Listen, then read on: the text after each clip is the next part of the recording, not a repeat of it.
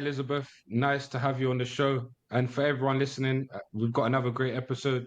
Elizabeth, how have you been? How's the new year been? New Year's starting off good. It's been a busy January. I'm starting to see some positive signs in the economy, so I can't complain. How about you? It's been pretty good. The business is starting to pick up, which is very well, and more importantly, the podcast is getting a lot more viewers. So want to keep that going and continuing. But just in terms of a bit of an overview, I'd love for you just to break down to the guests a bit about yourself so they really know who you are. Yeah. Well, thanks for having me. Really happy to be chatting with you today. So, a little bit of background about myself. I'll go, I guess, well, more than a decade now, back to where I really started my career in customer success and revenue. So, I was working with a startup called Radian Six. This is going back to 2010. And we got acquired by Salesforce. And this was a really pivotal year in my career. It was certainly not I had, been in the business world or so for 10 years at this point. But when the acquisition happened, Salesforce had asked me to run a pilot program. So the pilot program was basically to determine whether we should build a team around a specific market for the product that they, and the company that they had acquired in Radian 6. So why that's relevant today is because I then wore the hat of AE and CSM, and that was my first experience as a CSM. So they asked me to run this pilot project and test this market out, and they said, "But here's the catch: you're both AE and CSM." So I'm like, okay, a lot of work, but I'm up for the challenge. I had never been a CSM before, but all right, let's do it. So I really quickly realized because I was carrying customers, I would sign clients on, and then I would carry them through to onboarding and adoption, renewal. And I really saw that CS was the revenue center. I saw it as the profit center. And this is going back again 2010, 2011. And I just fell in love with customer success at that point. And I had a very revenue driven mindset with CS, which was kind of controversial a few years ago, but now is more mainstream and not the case. And then since then, I, helped other organizations stand up their sales and customer success teams, both as an operator and senior leader, and now as a consultant. So I've seen a lot, and that point in my career was really pivotal and brought me to where I am today. Amazing. And I guess on LinkedIn, you've been doing a lot of stuff with the go-to-market advisor business that you're a part of, and really pushing that revenue management piece from a customer success standpoint. I'd love to understand, as you mentioned, maybe it wasn't well received many years ago, and now people's opinions and views on that has changed significantly over time. What have you seen have been some of the major drivers in people's shift in mindset? Well, there's a couple of things. I think there's two camps. So 5 years ago, when I was posting and talking a lot about CS being a revenue center and profit center, to be quite frank, I got a lot of pushback, and some of it was not so nice. And so I said, okay, this isn't resonating with the community, but it was resonating with CEOs, CROs, VPs of sales. So that's really who, I spent a lot of time working with and aligning with. And, fast forward to, 2023, and, I became quiet on LinkedIn and not quite as active, but I was still working really hard on CS and revenue in the background. And what I saw was, and what I've seen kind of come to fruition over the last year, is there's two sort of groupings. There seems to be those that have been forced into owning a revenue number, and as a matter of survival, are like, okay, well, I have to embrace revenue as part of CS if I want to keep my job. And then there's others who have been open-minded, they've learned, and they've embraced it because they see it for that revenue center and profit center for what it is. And it's been really fascinating to see that, and I think it's those are kind of the two schools of thought of what's driven that embracing of CS and revenue. And you mentioned earlier about, speaking and getting that buy-in from CROs, CEOs, and VPs of sales. And I guess, customer success has traditionally fell within that part of the organization, right? They usually would report into sales. And with the new, emergence of the new CCO position, I'd love to get your take on what that means to people in customer success and how that is a major milestone moving forward, just to the importance of customer success and growth. Yeah. So, this is something that my thinking has evolved on over the last 4 or 5 years as well. So, 4 or 5 years ago, I didn't love seeing CS report into VPs of sales and CROs because often they were targeted and paid on, more of that short-term revenue, the short tail. So, the net new logo customer acquisition and not so much on the renewal side. So CS would be, part of their purview, but left behind. Now and that is still the case with some leaders and organizations, unfortunately. However, I am seeing more CROs and VPs of sales learn more about CS and their, customer experience, customer success, and overall revenue acumen has become more proficient, and the focus and targets are set up so that they are focusing on expansion and renewals. Um, and I've actually been seeing, at least in the North America market, that chief customer officers, I'm not seeing that many of those roles, to be honest with you. It's more so that say that CS is going under the CRO and VPs of sales. I'm not saying that the CCO role is going to completely go away, but I don't see as many opportunities in the market for CCOs. VPs of CS certainly, even VPs of account management to some extent. I think that, the industry is still trying to figure it out and figure out what the optimal org structure is. One of the things that I think is going to happen is that there are going to be a number of CS organizations who go under the CRO, VPs of sales, who try and do the rip and replace of the sales motion to expansion, and they'll fail. And because that doesn't work, the same approach doesn't work. There are some commonalities. So I think you'll see a course correction in H2. And by the end of this year, we'll have a sense of what that new normal is. But we're certainly not in a new normal yet. If I was to ask your opinion, what would the new normal look like in your eyes, and what would be the logical next steps? I think that I think it'll be a CRO rule. I think that that will be the case, is that you'll see more CRO rules owning CS and, expansion revenue. However, I think that those CROs that will be successful are going to be more of a, chief commercial officer role, in the sense that they are going to be commercially minded of all aspects of revenue. And some CROs are, but a lot aren't. And this, is coming from experience of, within the industry in the last few years. So I don't think that there will be a huge surgence of chief customer officer roles. I think that you'll see more CROs that will become proficient in all areas of revenue generation. And something I wanted just to bring a bit of attention to for the audience is obviously your awards as being recognized as one of the top voices in customer success, and just wanted to understand how you were able to, there's so many customer success managers out there and leaders. What was it that you were doing in the community and for the community that was able to get you recognized as one of the top people in the industry? Yeah, so I think this year in particular, so as I mentioned earlier, I kind of went quiet on LinkedIn and different communities after getting some backlash and hate mail, to be frank. But anyway, what we saw this year is that shift to revenue. And because I've been doing that, I've been not just talking the talk, I've been walking the walk.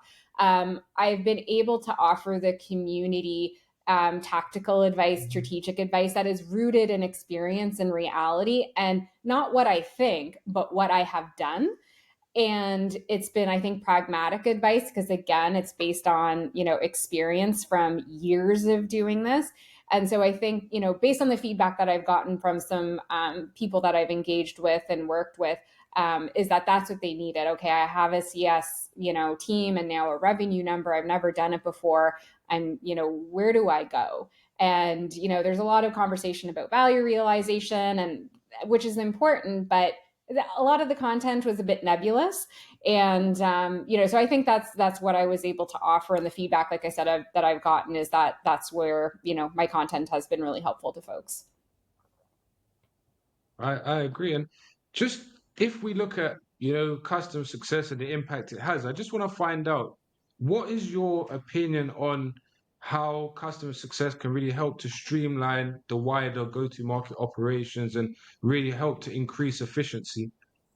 hmm Yeah, so I think that customer success is going through a reinvention, and maybe even a rebranding. And I think as we go through this in the profession, what we need to do, and what I do see some leaders doing, is taking a step back and, as not so much looking at like just the tactics and being reactive to putting out fires, and reactive to kind of trying to plug the holes in the leaky bucket, so to speak.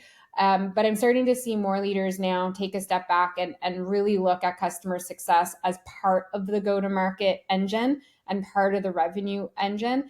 And there are some more CEOs and CFOs that are, embracing customer success, or whatever their version, whatever they're calling it. Maybe they're even calling it account management at this point.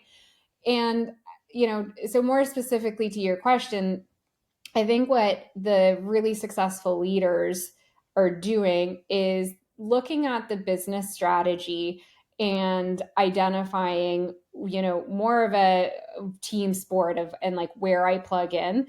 And you're seeing some CS teams become more integrated into the go to market motion, which wasn't the case for a lot of years. CS, as I've referred to it, as a bolt on, that's how it's often been treated.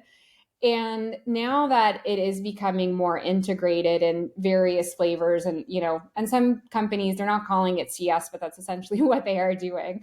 um, they're looking at it as, okay, we need to drive business goals and business outcomes for our customers. And that's really what the value realization and the product adoption is about. So 3 years ago and before, it was, all right, the goal is product adoption. And that was kind of where it ended. And then you'd measure that by NPS and customer delight and some of these things. But now it's more so, okay, product adoption is a milestone along the way to customers achieving their goals. And the outcome is a mutually beneficial relationship where they're achieving their goals, and we're achieving our goals through revenue and having an economically viable relationship. So where I never kind of heard that sort of conversation in CS a few years ago, I'm starting to see it now, where we're really connecting the dots in the industry, as opposed to being so siloed and focused on just the tactics. So hopefully that answered your question. I think probably touched on a few things there, but I think you answered more than the question. If I'm honest, I think you were even able to give us a lot more detail into the inner workings of how the CEOs are thinking of customer success, and how the paradigm shifting. But I guess something I always want to find out, for people that are consulting and advising sales leaders and founders, is really how challenging it has it been for you and the organization when you're talking to leaders to really get them to buy into, revenue and pipeline management being, covered by customer success, or also maybe supported rather than owned by customer success. So like I mentioned, a few years ago, it was really hard to get CS leaders to buy into revenue, and being, more of a cohesive part of the go-to-market engine. The challenge now is that, there's some CS leaders who are embracing the revenue function, but don't know how to do it yet, because they've never, managed a revenue number. And so the challenge is, okay, how do I prove to the CEO, the CFO, the leadership, the executive leadership team, the board, VCs, whatever the case may be, that I can manage those numbers. And so, CS leaders need to, start to understand pipeline management, forecasting, all of those sort of commercial elements, while still, keeping the customer experience at the forefront as well. So that's a challenge. It's convincing, the jaded CEOs and CFOs that, okay, I can do this. Then there's, CEOs and CFOs that I've spoken with that are, okay, well, we tried this CS thing and it didn't work. And so now we're giving this all to AEs and account managers. So again, we haven't established a new normal. And there's two ways that I guess I would break down the advice, or my recommendation is: one, if you're a CS leader and you are fighting to maintain or get a revenue function, and a revenue target, then prove how you're going to do it with data, and really back up what you are proposing with data and how you're going to achieve results. And by those results, I'm not talking about product adoption. I'm not talking about NPS or any of that. I'm talking about revenue. Align yourself to the revenue and demonstrate how you're going to do it, and show that you've learned that revenue acumen. So pipeline management, forecasting, things of that nature. The other thing is that if you find yourself in any leadership role in a company, hopefully, and lucky for you, if you find yourself in this situation where you are amongst a group of leaders who really view this as a team effort, and are not leading with ego or leading with their own self-interest. And when you find executive teams like this, what they're able to do really well, and again, my recommendation is take a step back and stop the land grab fighting in terms of like, well, if I'm a CRO, I want all the revenue. Take a step back and look at what your business strategy is. So what are the choices that you're going to make in terms of who you're targeting, who you're going after? And then what is the operational plan that you need to put in place in order to achieve that strategy? And then from there, you can start mapping out the jobs to be done. So do a RACI model, map out all the activities, the jobs to be done, identify, who should be responsible, accountable, consultant, informed.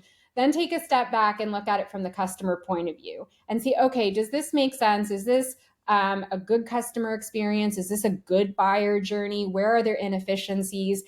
And then from there, you can really start to identify who the appropriate people are to own the revenue. So maybe CS should own upsell, but not cross sell.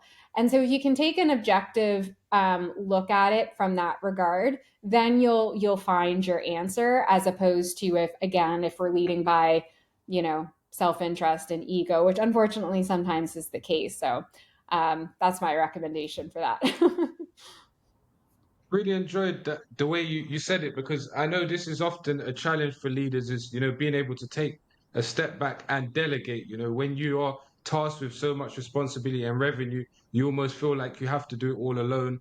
And sometimes, as you said, you need to delegate, give other departments a bit of the cake, a slice, and let them show you what they can do with it, and enabling them to go away, put together a strategy, consult with you, and get that ball in motion will really help the company to excel. But in the Yeah. way of process design, obviously this is a key part of business, right? And when you look at software companies that are growing, process design remains an important element of that. And some companies lead with product-led growth, others with customer-led growth. What would you say is your take on that? I know every company is different, but when you look at the impact of customer-led growth in business expansion, what does that look like for you? And what would be the drawbacks potentially? Yeah, so there's a number of companies out there that do a really great job of customer-led growth, and then others that say that they do it, but their version of customer-led growth is, okay, we're going to send some marketing campaigns to our customer base, but that's not really what customer-led growth, really is all about. It's looking at, okay, how do I grow from my customer base, and how do I leverage that? And so the really effective organizations that do CLG well, it's not just about finding the land grab within their customer base. It's about identifying, the flywheel and how to get that flywheel going. And what I mean by that is, okay, we obviously want to renew our customers, and we want to identify the white space and expand our customers' investment in our software services, whatever the case may be. But then there's, additional factors that often get overlooked, which is advocacy and second order revenue. And so if you're taking your customer base and you're really engaging with them and turning them into advocates and getting them to do reviews, getting them to do reference calls and testimonials and things of that nature. And you're creating a community outside of the four proverbial walls of your organization, then that's really powerful as well. Because most people, myself included, if I'm looking at buying anything, my buying journey starts long before I talk to an AE. I'm doing research, I'm looking at reviews, and that's the way it is now. And so, really good CLG programs recognize that and have a methodical plan in place. And then with the second order revenue, people change jobs, and there are going to be a lot of changes in the next, 6 months or so. Unfortunately, I think we'll still see some more layoffs. But as the economy bounces back, we'll start to see more people land jobs. And you want that second order revenue. So for anybody who's not familiar with that term, it's, you had a customer at one organization, they go to another organization and they buy you again. So, that's the full cycle, and then that's the flywheel.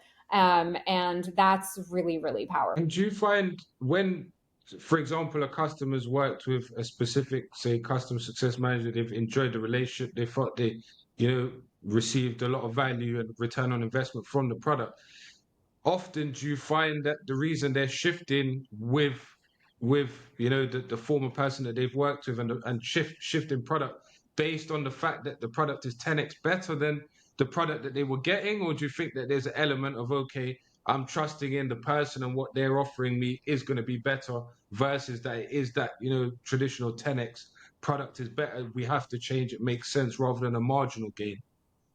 Yeah, I think and this might not be a popular answer with some folks, but I think this is the honest answer, is that, I the CSM, certainly that relationship certainly plays a huge, huge, huge part, but that's not going to be the reason why someone goes to another organization and buys that software or that service again. Again, it is a part of it.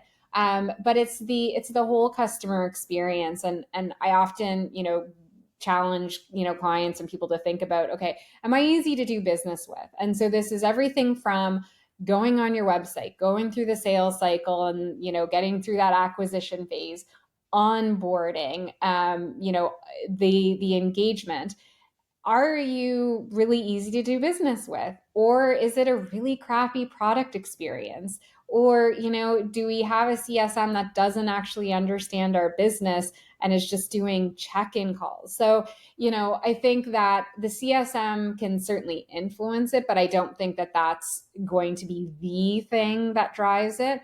I think that really good CSMs can, make sure that there is that value realization, that there is that goal attainment.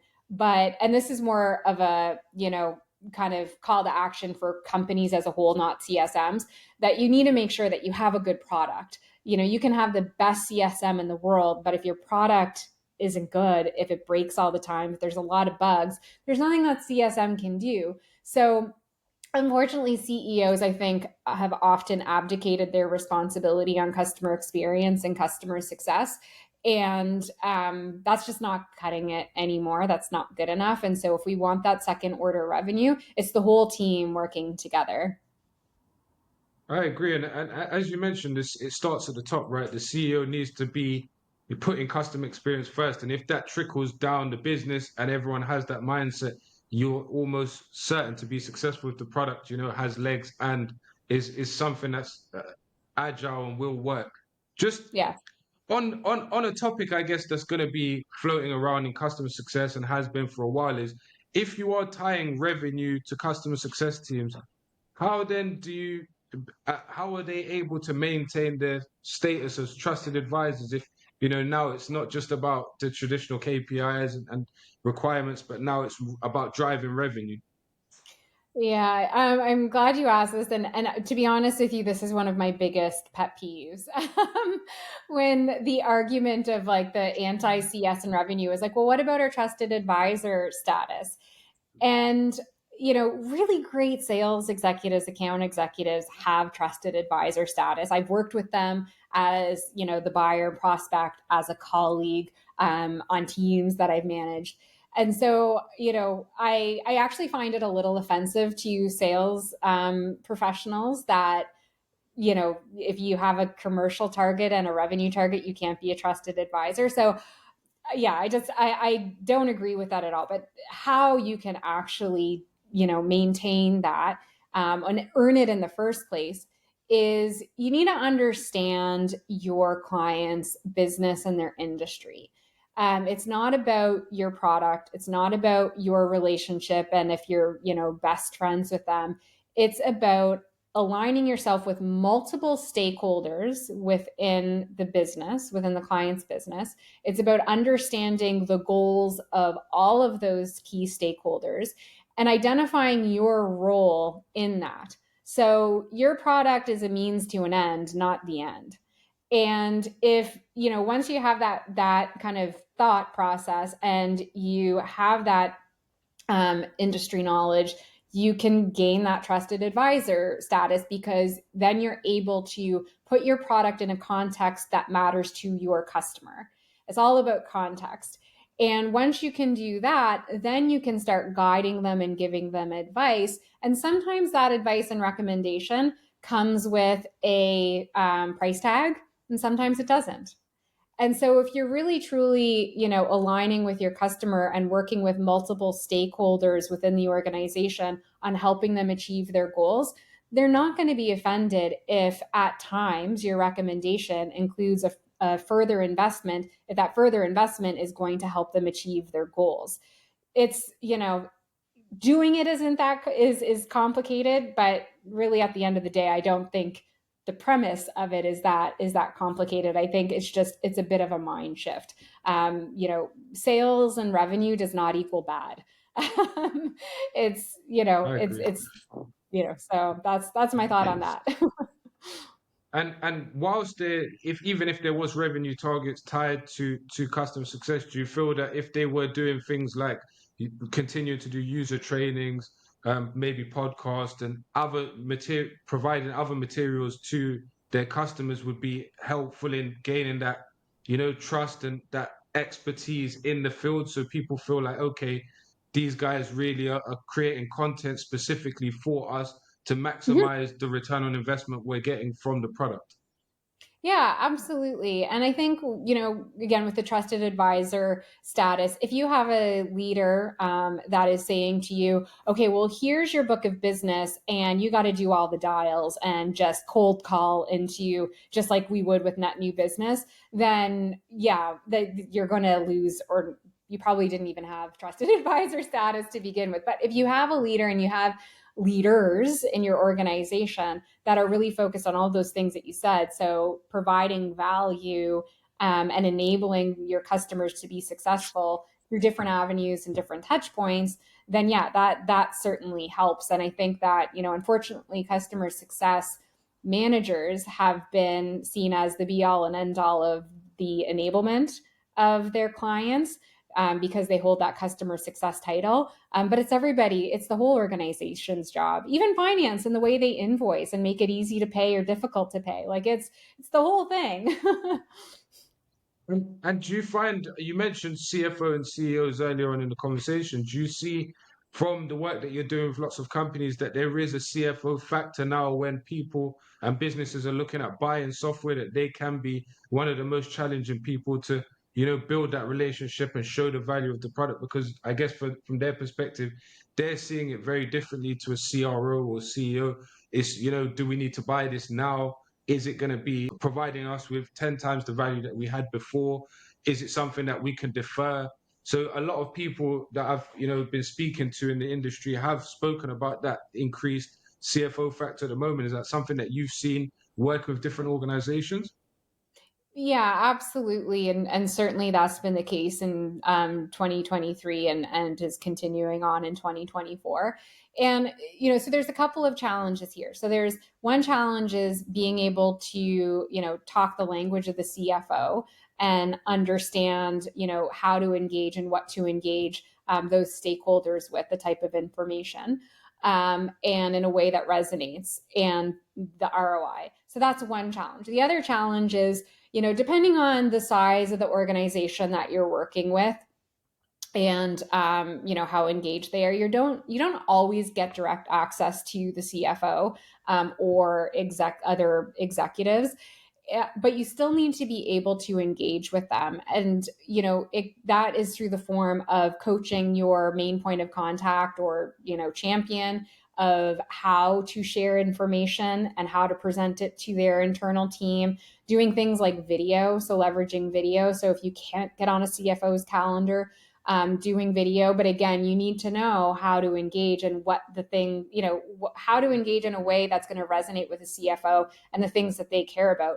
If you send a video to a CFO or a CEO that's all about usage stats, they will not watch the video. They will delete and move on.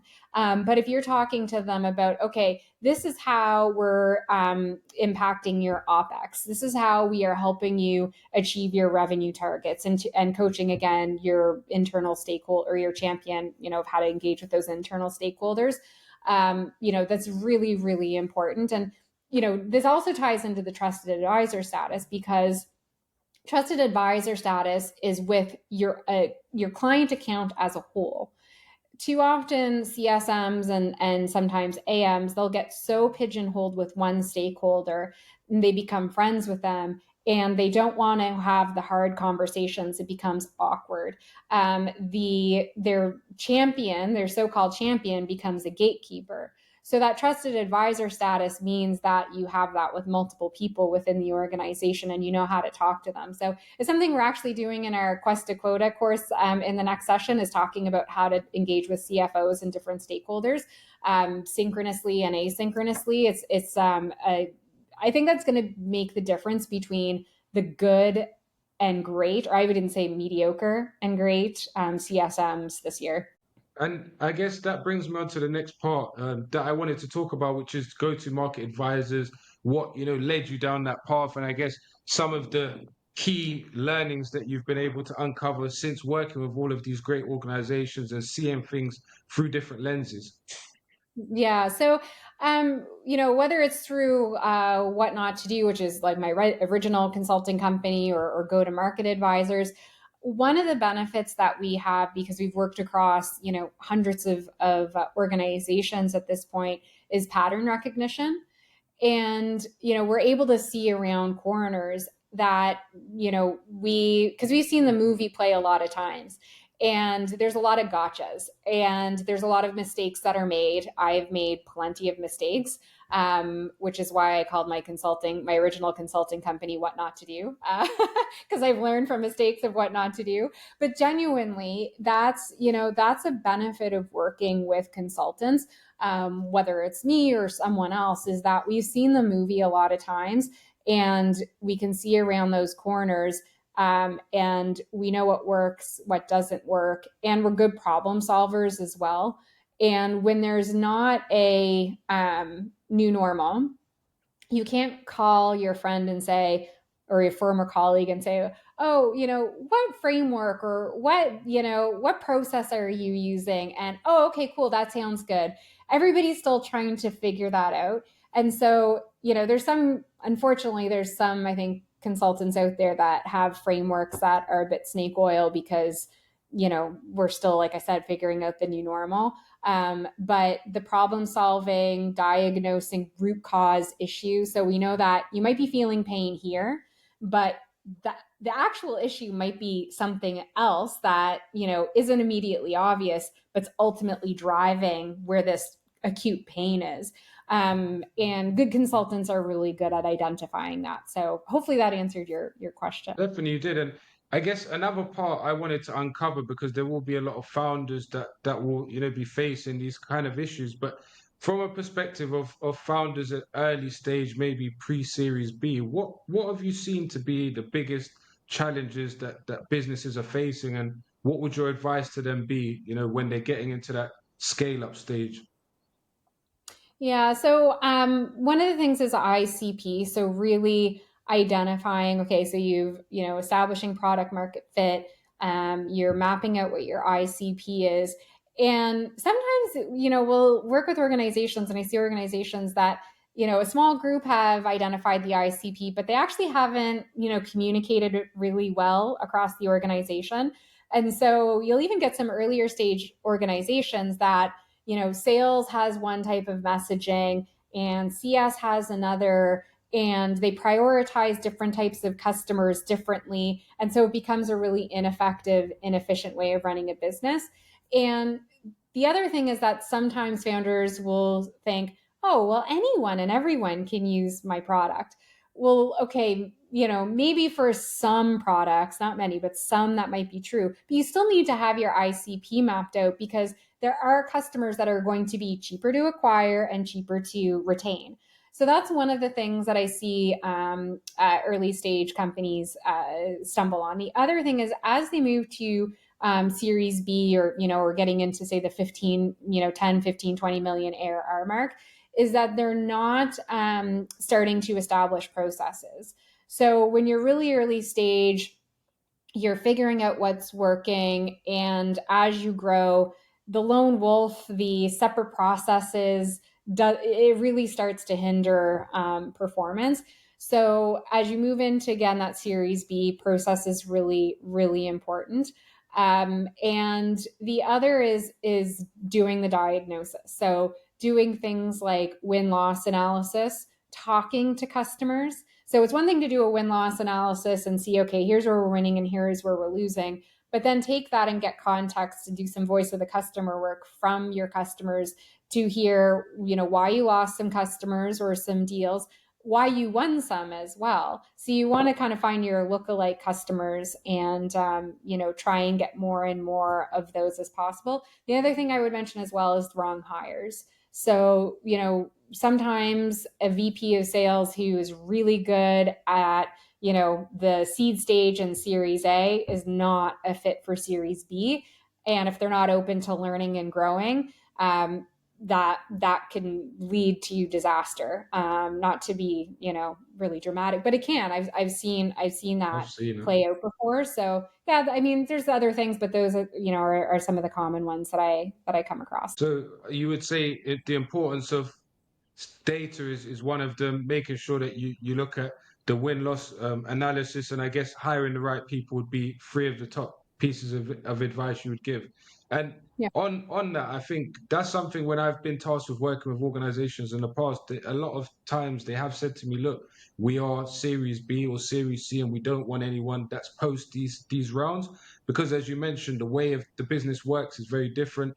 The way that they measure productivity and they go to market is going to be completely different. So that is something that I have seen, and what you mentioned makes sense. The speed at which they're working, the processes being built are very different. So they want somebody that can integrate into the business quickly. And just from your Yeah. perspective, when you throw in that added layer of venture capital and private equity businesses getting involved, there's a lot of additional factors that need to be considered when you're growing your business. What would you say when venture capital and PE groups are looking at investing in companies, from your experience, of course, what are the biggest things that they're looking for, and what should founders be prepared with for that discussion and for that process to take place?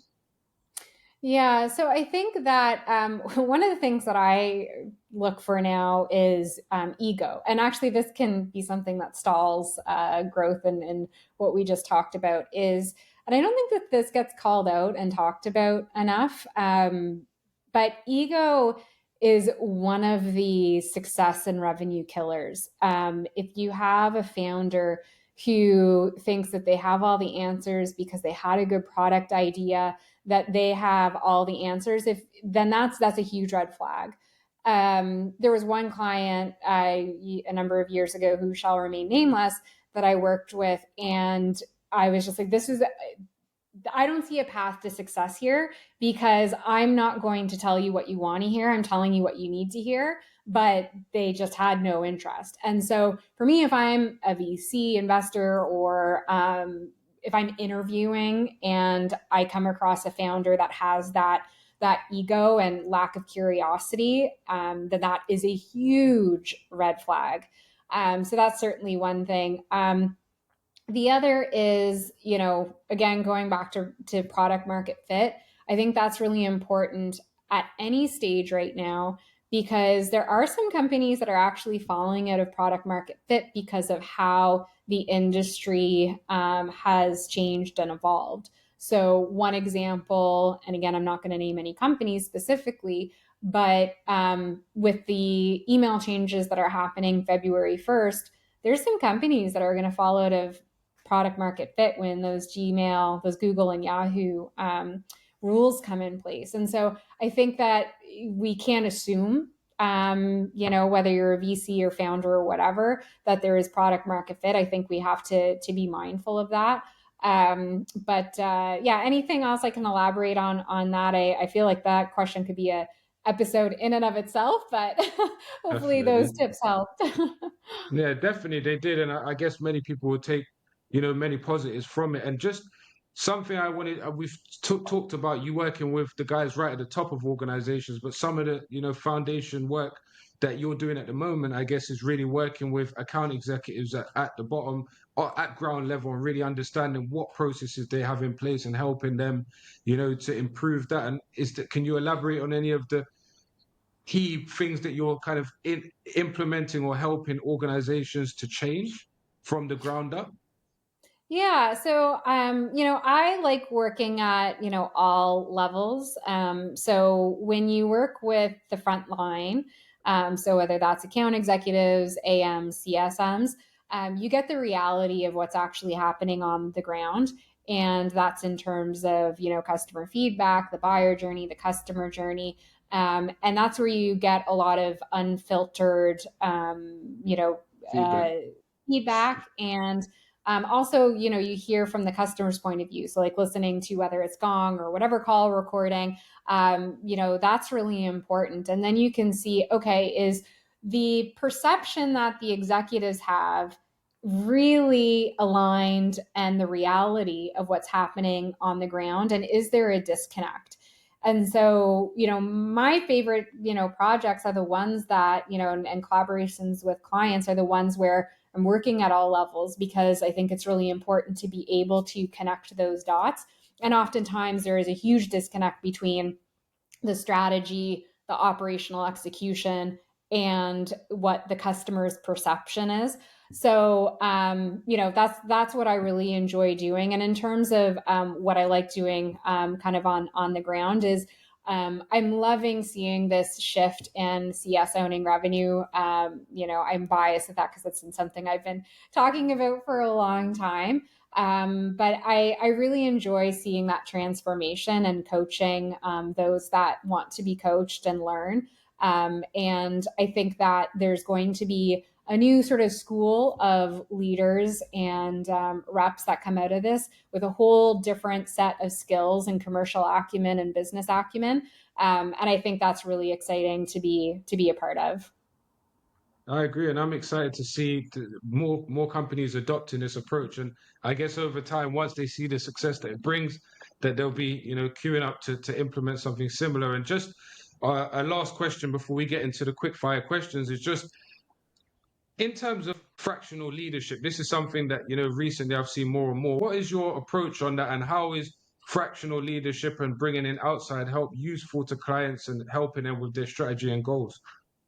Yeah, so fractional leadership can be really effective and a wonderful thing for companies in a number of ways. So, one, if you have a gap in your leadership or middle management, or whatever the case might be, but you don't have the resources or the budget to hire someone full time, then that's a great way to kind of fill those gaps. It's also a way, if you're mapping out your strategy and your operations, and you need some help and support, and to put some gasoline on the fire to move quickly, so to speak. Fractional leaders are a really good way to plug in those gaps. And then you can see, okay, well, let's have this fractional role in place for 6 months, a year, whatever the case is. And then we reevaluate. And sometimes those fractional leaders will end up staying on as FTEs, full time employees, and other times they'll move on to the next thing. But it's good to assess what you need. And when you're going through periods of transition, it's not, the prudent thing to do isn't to hire someone who is going to be a full-time employee, because you need to, kind of map that out, see and iterate, test, iterate, and see where you need to adjust. So it gives you that flexibility, I guess, is how I would summarize that. And then the other thing, again, is kind of what I talked about before with the pattern recognition with fractionals and consultants. They see the movie a lot, and so you get that pattern recognition. You see around those corners, and you can identify blind spots really, really quickly. So yeah, I think fractional leadership is great, and I hope more companies embrace that, because I see it as being really effective. I do as well. And a friend of mine, they actually kind of used the analogy that fractional leaders are, like speed dating, right? You get a chance to get to know somebody, see if there's a fit, and if not, then you can part ways. It's not like a marriage that, it can get messy and you're tied in. So, especially if a company is going for a transition and you maybe haven't got references or know people that have worked with that person and if they're going to be a fit. So I agree, fractional stuff, especially for companies that are, from a budget standpoint, aren't trying to commit to the long term, but just see how things develop and just it gives them that freedom and flexibility. So it's definitely something companies should look at. And just as we dive into the quick fire questions, I'll just start with New Year's resolution. Is there any that you've set out to achieve this year? Yeah, so I mean, I'm not really a New Year's resolution person. I do goals and sort of milestones throughout the year. This one just happened to coincide with New Year's, but I'm revamping my personal website, and my goal is to get it up and at least to V1 by February. So it's something I've wanted to do for a year now. And then the other one is cut back on drinking. I love wine, and I love scotch. And it's not to say that, like, I was going out getting, drinking too much, but just health. I'm a very healthy minded person. And I was like, okay, I want to cut back a little bit, purely for health. And so far I've been successful with that. And yeah, those would be my two. We'll keep going. I'm sure you'll do amazing. Strong-minded people will always do so. And with regards to the website, you're not far off February now, so hopefully you're nearing completion of V1. Yeah, making progress. I'd say by mid-February, I should be good. So now that I've said it publicly, I need to I need to hold Yeah, myself it'll give you accountable. But yeah. yeah, it'll give you the push you need now. And the second question is, being based out of Canada is usually pretty cold there. Would you say you're a ski or beach person for your holidays? Oh, this is a hard one because I love all four seasons. I'd have a very hard time living anywhere that didn't have all four seasons. By the end of the summer, I crave the winter. By the end of the winter, I'm craving the summer. So can I say both? I'll let you say, bro. That's totally fine. And in terms of languages, if there was a language that you could speak and haven't yet had a chance to learn, what would it be? So I would really like to brush back up on my French. So that's one of my goals in the next couple of years. I used to be not fluent, but I could hold my own. And then the other language that I want to learn is Portuguese. That is one that Yeah. I know very little of. But after traveling to Portugal and falling in love with it, I want to learn more because I am going to go back.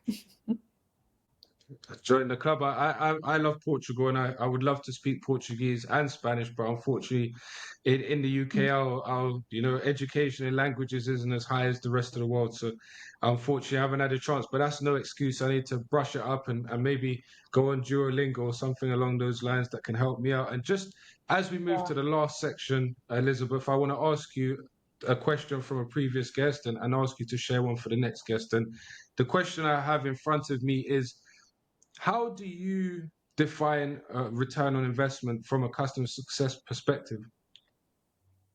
So if I'm the client, how Yeah, do I if define it? yeah, Yeah. So is it helping me achieve my business goals and departmental goals? That's the ROI. If it's something nebulous like, oh, you saved me time, that's not ROI. I need to see how it has impacted my goals and how it translates into dollars and cents. And if I could ask you to share a question with the next guest, what would it be? Yeah. So my question is, I think that in a roundtable that we had in January or December, sorry, um, Bridget Harris, the CEO of You Can Book Me, brought up a really important point, and she called it and I think it's a really important point, and I think that it's a really important thing for us to think about, because you do see a certain age and demographic in a lot of SaaS companies. And it's unfortunate because the longer people will stay in an industry, the more knowledge they have that they can then coach and pass on. And all of that knowledge leaves the industry. And I think that we're worse off for it. And I think it can scare people out of pursuing careers long term in SaaS. So my question is how do we combat that? How do we make SaaS a industry that is stable and able and attractive to keep people in the long term? Love to hear the answers to that, but I guess I would have to ask quite a few different people, then correlate the data and get that out there. But it is something that is important to find out. Yeah, I think in some cases, yeah, we do keep that, but I don't think it's enough. And I think some people leave SaaS because of the volatility, which I agree Yeah, with. Again, what Bridget said has been driven by kind of the VC hyperness and growth at all costs. So I mean that's probably again a whole other podcast definitely episode. another But I episode. think it's something to consider. I think it really, I've thought a lot about it since she said it. And I think it's something that we should talk about more. And I do agree, it could be an existential crisis. So that's my question. It's a heavy one. So I'm sorry to whoever is next, but that's what's on my mind. No problem. And maybe you can even host a round table around that, just to see, how people in the industry view it, and maybe start to make it more of a discussion so more people are thinking about it, earlier on in their career. Yeah. Yeah. I think that's a great idea. I think, yeah, maybe we will do that. I think we should. Well, and for anyone that does want to connect with you, Elizabeth, and learn more about customer success, or ask you for some of your advice, what would you say to them that they can connect on LinkedIn, and feel free to reach out? Yeah, connect with me on LinkedIn. You'll find me under Elizabeth Italiano. There's not too many with that name on LinkedIn. So, yes, connect with me there. Feel free to reach out and happy to chat and answer any questions. No problem. Well, thank you again, Elizabeth. It's been a great time speaking with you. I've enjoyed some of your amazing insights, seeing things from a different, perspective. And I really hope many people that are listening to this do decide to connect with you and listen to one of the top voices in the customer success space, and learn and help you along your journey as well by sharing their frustrations and challenges, and maybe you can provide them with some feedback and advice as well. Yes, I hope to help. So, thank you so much for having me on. It was a great morning chatting with you. So, appreciate it. No problem. Time goes quick, but I'm going to let you go, Elizabeth, and you enjoy the rest of your day, okay? Thanks. You as well.